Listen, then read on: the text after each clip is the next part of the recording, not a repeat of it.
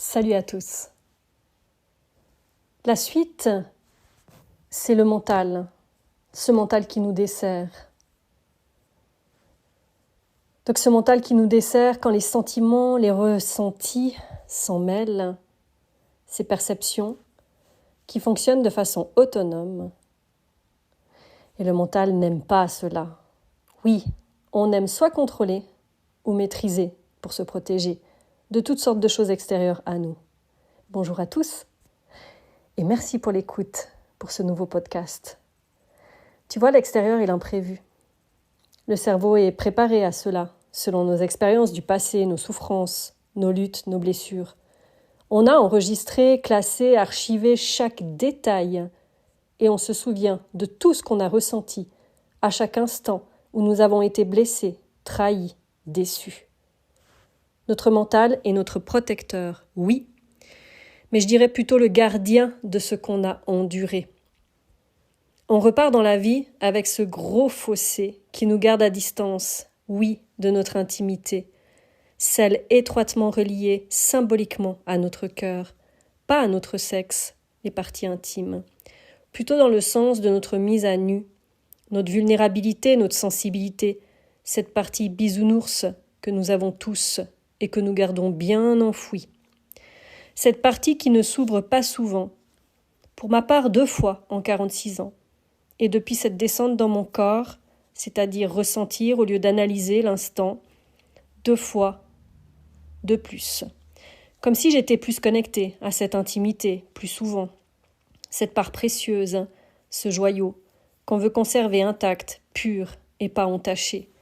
Et je pense que on atteint cette profondeur-là dans ce parcours justement de flammes jumelles spécifiquement, mais dans n'importe quel parcours d'éveil. Quand tu atteins cette dimension-là, cet espace-là, c'est justement quand tu as passé ta vie à te protéger, à analyser, etc. Et que tu reviens dans ton corps, tu es beaucoup plus dans cette polarité yin, celle liée au ressenti, celle reliée à la perception, au sens, à travers le corps physique.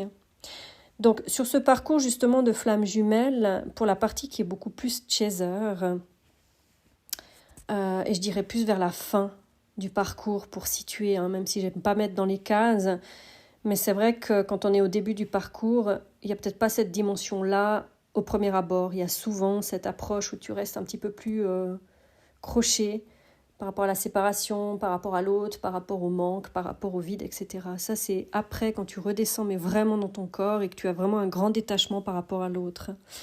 Donc c'est quand on commence à intégrer les choses dans son corps avec plus de ressenti, on ne reste plus trop figé sur le « j'analyse, je comprends et je passe à autre chose » sans le ressentir. Au contraire, on vit notre vie avec cette nouvelle perception. Ce qui est tout nouveau, ça nous fait voir la vie avec des yeux différents, avec des sensations différentes, des manières de faire et d'être différentes aussi. À travers les sens, tout devient plus profond. Les connexions, les liens, les échanges, les partages, les discussions, mais dans tous les domaines de ta vie. On se dirige automatiquement vers ce qui nous convient le mieux et on se détache de tout ce qui nous dessert, de tout ce qui nous... Là, on le sent de toute façon dans le corps. On ne peut plus mentir, on ne peut plus trahir. Ça fait trop mal en dedans. Donc ce n'est plus possible.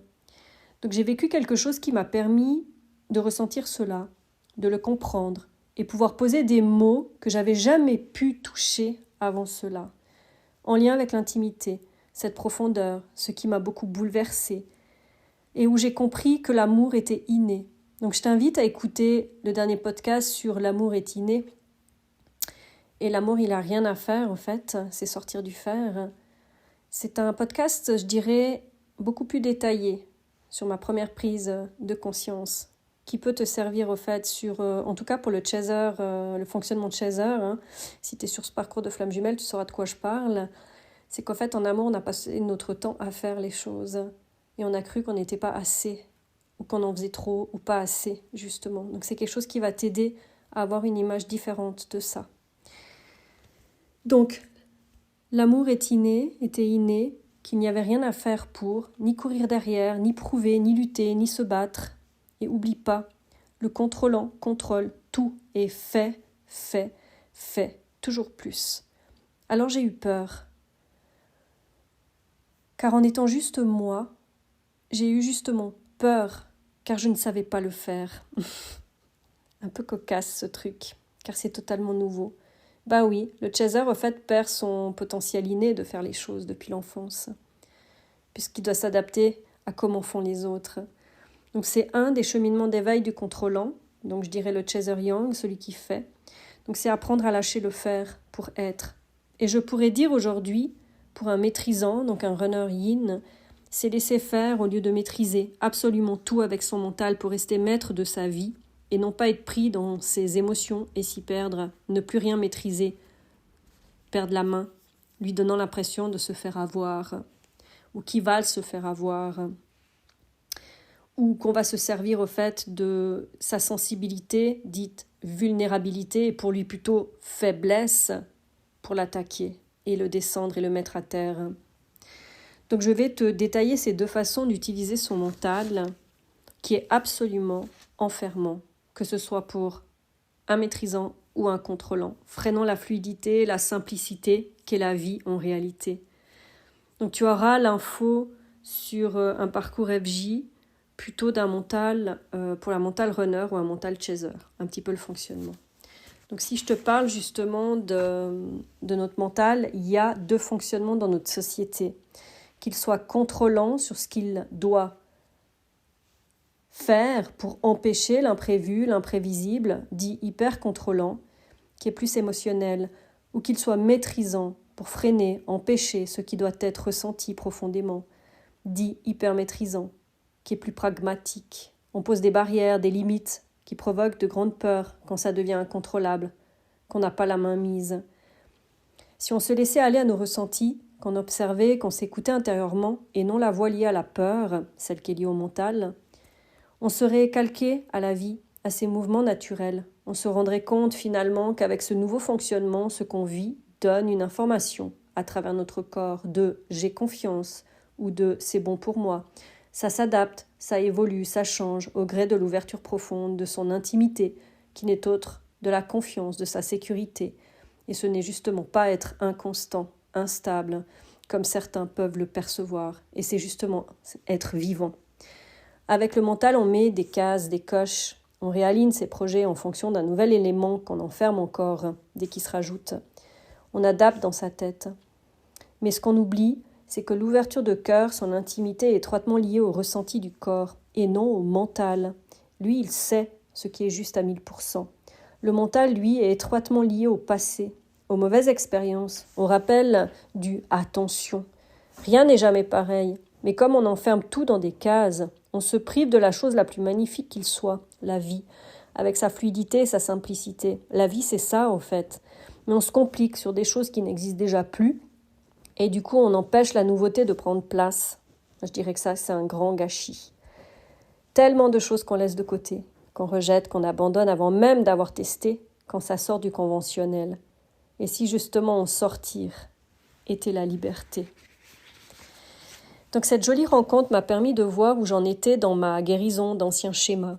Je n'arrive plus justement à projeter quand on me demande ce que je recherche, ce que j'ai envie ou qu'est-ce que je vois comme couple, comme relation, je ne sais quoi.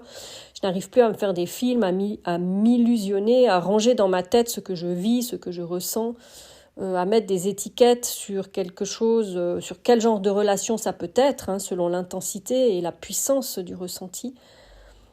C'est fini parce qu'au fait, toutes ces étiquettes que tu essayes de mettre pour savoir « Ah ben voilà, j'ai rencontré mon âme sœur, j'ai rencontré ci, j'ai rencontré ça », surtout après ta flamme jumelle, parce que c'est très comparatif déjà. Si tu restes dans ces cases-là, c'est très enfermant et ça sert à rien finalement, puisque le but de vivre, le but d'aimer, c'est de ressentir.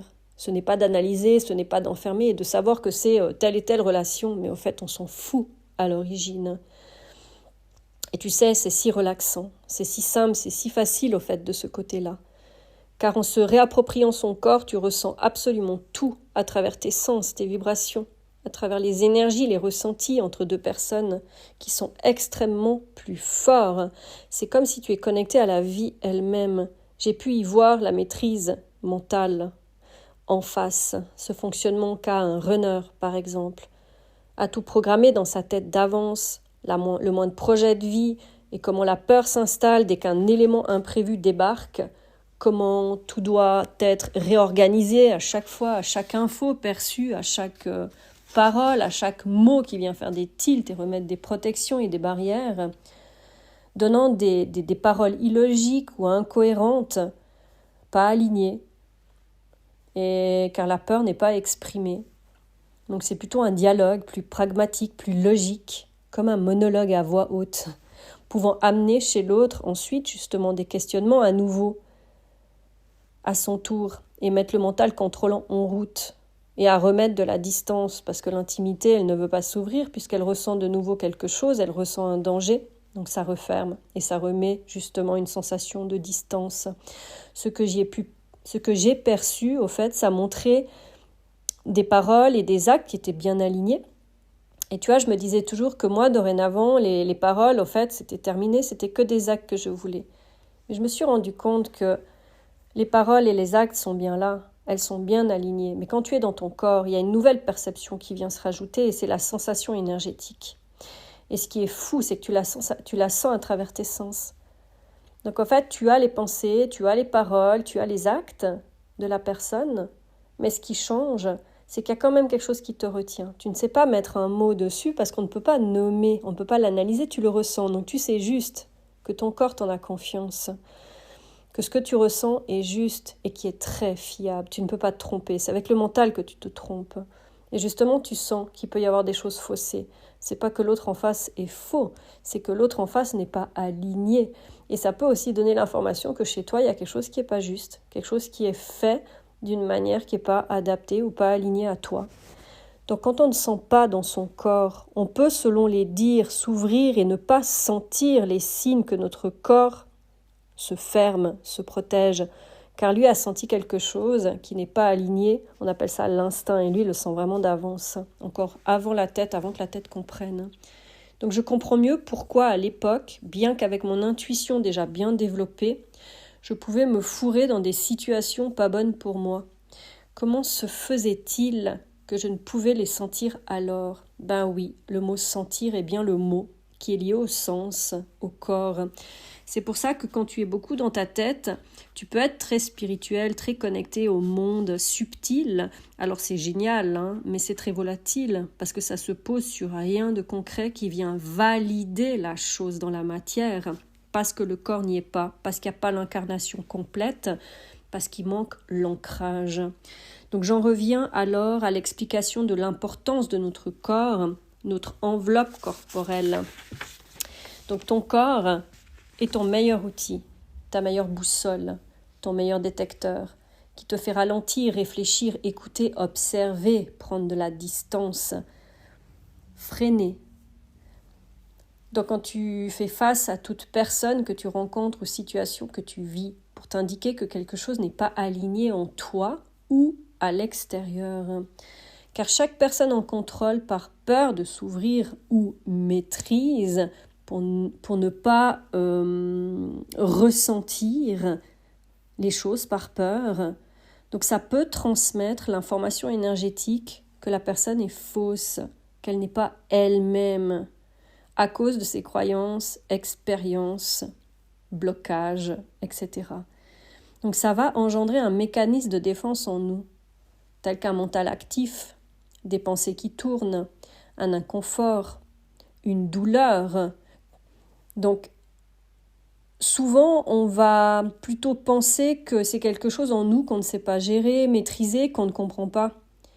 Mais au contraire, en fait ça révèle qu'il y a quelque chose au fait qui n'est pas qui est pas aligné simplement. Ça va simplement nous donner un signe, nous donner une alerte. Parce que notre corps, c'est l'instinct. L'instinct, c'est quoi ? C'est l'instinct de survie. C'est pour protéger notre vie. Donc, à l'époque, c'est pour protéger quand on allait chasser d'un danger, etc. Mais là, c'est l'extérieur. C'est comme s'il était considéré par un danger, puisque l'extérieur, on ne peut pas le prévoir. Donc, notre corps a ce réflexe. Et c'est pour ça, quand on n'est pas connecté à notre corps, on ne peut pas ressentir ces informations qui sont très subtiles, mais qui sont tellement nécessaires. On a perdu l'écoute de ce que le corps cherche à nous dire à nous montrer, oui, car enfant on a tellement dû être et faire de la manière qui convenait aux autres qu'on a coupé avec notre potentiel inné, singulier, de faire les choses à notre sauce, en s'écoutant vraiment. S'écouter, c'est pas que cette petite voix, c'est aussi la sensation dans notre corps. Mais souvent, quand on ressent un mal-être, un malaise ou un inconfort, on veut tout de suite le faire taire parce que c'est inconfortable. On n'aime pas l'inconfort. On n'aime pas ce qu'on ne comprend pas. On est tellement coincé entre nos masques, nos conditionnements, nos croyances, nos expériences douloureuses et nos peurs qu'on donne en face une impression fausse, suspicieuse, peu fiable, nous mettons dans l'attaque, la défense, la fuite. Donc le mental est un outil merveilleux, mais qui nous dessert vraiment quand on est rempli de peur. Parce qu'il y a la peur de souffrir, il y a la peur d'être abusé dans le sens de se faire avoir encore, de la peur qu'on profite, de la peur qu'on joue, et de la peur d'avoir mal, clairement, la peur d'être blessé, encore. Donc ces mémoires laissées jusqu'à dans les profondeurs de nos tissus, de notre corps, oui, parce que ça s'imprime dans notre corps. Quand on a mal, quand on est blessé, on se replie, on se met en retrait, on se fige, on se rigidifie, on se bloque. Mais ça se passe tout dans le musculaire aussi. On pourrait même mieux dire les fascias. J'en ai déjà parlé dans d'autres podcasts. Et c'est étroitement lié avec notre mental si arrêté, si figé, si borné. On rejette et on met la faute sur l'autre. Donc il y a tout qui est faussé. Pourtant, quand on comprend cela, tout est inné finalement. On est né avec, on est né dedans, pour ressentir, percevoir, entendre. On est outillé pour avancer librement, facilement, simplement. Et avec nos bridages, on auto-sabote absolument tout et des choses qui pourraient être si belles et si douces. Donc deux fonctionnements de mental complètement illogiques, mais totalement illogiques pour soi. Mais quand deux personnes sont en face l'une et l'autre, elles ne se comprennent pas, ce qui est normal, puisque ça donne des projections à l'extérieur en lien avec ses peurs. On a l'impression de voir quelque chose, de percevoir quelque chose qui n'est pas tout à fait juste. C'est pour ça que notre corps est fiable à 1000%. Et c'est la seule solution, en fait, pour vraiment être aligné et puis faire des choix qui sont vraiment en conscience et présence. Donc c'est pour cela que lâcher son mental est si compliqué. Tu as le fameux lâcher prise, mais lâche prise. Ce n'est pas possible de lâcher prise comme ça. Ce n'est pas possible de lâcher sa tête comme ça tant qu'elle est là pour nous protéger de quelque chose. Et c'est uniquement en allant déconstruire toutes les croyances, tous les conditionnements, toutes les peurs, tout ce qui nous a construit jusqu'alors, tous les masques, toutes ces choses où on se cache derrière, où on cache notre intimité. C'est ça notre authenticité et notre vérité. C'est une prison, ce mental, et en même temps, c'est une protection. Oui, car il protège cette intimité, celle expliquée avant, cette profondeur. J'ai remarqué cela car c'est en le vivant depuis mon corps, au lieu de ma tête, cette rencontre que je me suis aperçue, une peur que je n'avais jamais vue avant pour moi. Se donner complètement. Et l'expression corps et âme est bien adaptée ici, car c'est se donner tout entier.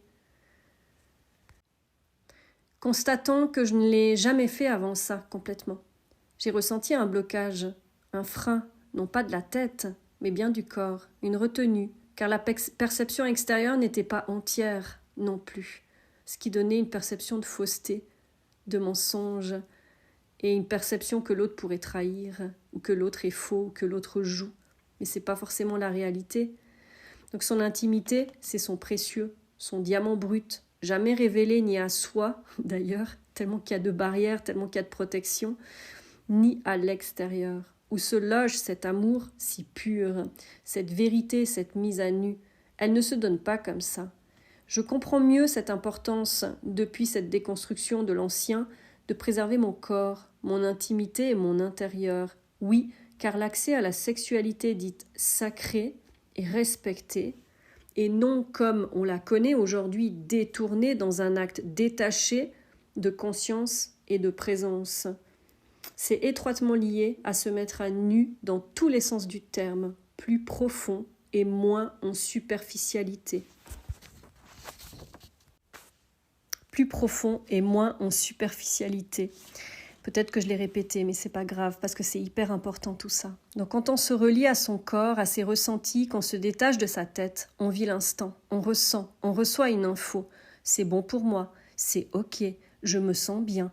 On accède justement à cette intimité profonde de soi et on s'ouvre pas à pas, on se réajuste sur ce qu'on a pu dire. Et c'est là que tu vis une relation qui est réelle, qui est saine, parce qu'il n'y a pas de projection. Et c'est pas quelque chose qui est fait sur des plans sur la comète ou je ne sais quoi. C'est vraiment fait sur l'instant. C'est fait en lien avec ses désirs, avec ses besoins. Ça évolue de façon justement saine. C'est de changer d'avis qui a été posé la veille ou d'une façon qu'on a pensé, qu'on voulait vivre la chose. Ça modifie au fait ces choses-là lentement. Et justement, c'est le signe d'une ouverture positive et d'un pas de plus. Mais si en face, tu as le cerveau maîtrisant, qu'il reste figé et fixé dans ses bulles de vie, ses premières intentions mentales qui ont été posées dès le départ pour se protéger, pour ne pas trop rentrer dans l'intimité et ne pas trop laisser sortir au fait des émotions, ben en fait, ça va chambouler. Ça va remettre en question tout ce qui a été prévu, ajusté dans la tête et faire paniquer, mettre le mode de défense et actionner la fuite, puis le rejet. C'est ça le grand saut aussi, oser l'imprévu, aligner entre ce qui veut être vécu dans ce qu'on ressent et non pas ce qu'on a fixé et exigé dans sa tête. Les incompréhensions, les sentiments d'être perdu, de ne plus rien comprendre, engendrent un stress, une peur viscérale, celle de perdre la maîtrise si on se laisse aller comme ça. Peur du vide, ce vide rempli là, pour l'hypermaîtrisant ou le runner si tu préfères, des émotions et des sentiments, c'est-à-dire la profondeur, l'intimité propre, la mise à nu. Et tant que les mentales dirigent notre vie, la vie s'arrête d'être fluide, simple, facile. On laisse partir tellement de jolies choses avec nos peurs, notamment l'amour, de le ressentir, de le vivre, d'être là-dedans, d'y baigner et de se laisser porter. L'amour ne s'explique pas, ne se contrôle pas, ne se maîtrise pas, ne se projette pas. Je voulais te rajouter un truc par rapport à cette façon de penser de l'hypermaîtrisant ou de runner. Quand on dit qu'il est dans le déni ou qu'il est dans l'amnésie, c'est pas qu'il l'est vraiment, c'est qu'avec ce système de maîtrise, c'est un système qui est élaboré mais qui est vachement bien fait quand même. Hein. C'est pas le même qu'un contrôlant ou que justement un cerveau de chaser. C'est que du moment qu'il s'est imposé quelque chose dans sa tête, il se fie à ça, il se fixe cet objectif et il n'y a rien d'autre qui existe. Et c'est comme si tout le reste, si ça rentre pas dans cette case-là, eh ben c'est mis de côté, c'est rangé dans un entonnoir, c'est rangé au fait dans une autre partie et on n'en parle plus et on met ça de côté. Donc c'est un fonctionnement incroyable, parce que c'est ça qui fait, entre guillemets, ce cerveau off de te dire « Ah mais c'est bon, je passe à autre chose ». C'est pour ça qu'il y a autant de facilité. Un fonctionnement assez fou, que je ne comprends pas trop, mais qui a l'air d'être une sacrée machine de guerre également. Donc je suis venue pour moi à la constatation justement qu'à travers ces 4 grandes ouvertures de mon intimité profonde, ces 4 histoires qui m'ont chamboulée, ces chagrins douloureux, ces chagrins profonds, à des degrés différents, à ces perceptions justement qui m'ont totalement soulevée, et entre nous, c'est cet amour-là que j'aime. Et pourquoi j'aime cet amour-là ? Parce que c'est ces amours-là qui m'ont connectée à mon intimité. Donc, quand tu vis ces chagrins, la première chose que tu as envie de faire, c'est de te dire « je vais me fermer ». Je veux plus jamais m'ouvrir aussi profond. Je veux plus jamais montrer mon intimité comme ça. Je veux plus jamais me confier à ce point-là. Je veux plus jamais montrer cette part-là. Et en fait, tu sais que le déclic que j'ai eu hier, je me suis dit, tu vois, là, c'est comme si toucher cette intimité, elle est possible qu'avec des gens. C'est uniquement avec des gens qu'on peut le faire. Mais c'est faux. Parce qu'en fait, ça s'est ouvert complètement. Et c'était totalement cette profondeur. Et c'est tellement bon. Tu sais, on appelle ça ces amours-passions, ces amours-ci ou ça. C'est pas qu'ils sont toxiques en réalité. C'est parce qu'après, quand on remet notre mental, c'est là que ça vient perturber les choses et que les peurs se réveillent. mais la passion ressentie. C'est justement cette intimité, cette puissance. Et moi, c'est ça que j'aime. Donc, il est peut-être temps d'aller visiter cette partie, de l'autoriser à s'ouvrir tout court entièrement pour soi-même, mais pas forcément parce qu'on rencontre quelqu'un qui nous fait vivre ça. Parce que si elle est présente en nous, à chaque instant, que le nu est mis à nu tous les jours, en fait, déjà, tu vas attirer à toi que des personnes qui ont fait ce chemin-là et qui sont dans leur sensibilité et vulnérabilité. Et tu sais que c'est en montrant justement sa vulnérabilité que tu deviens invulnérable et que tu ne peux plus être blessé. Merci pour cette écoute et à tout bientôt.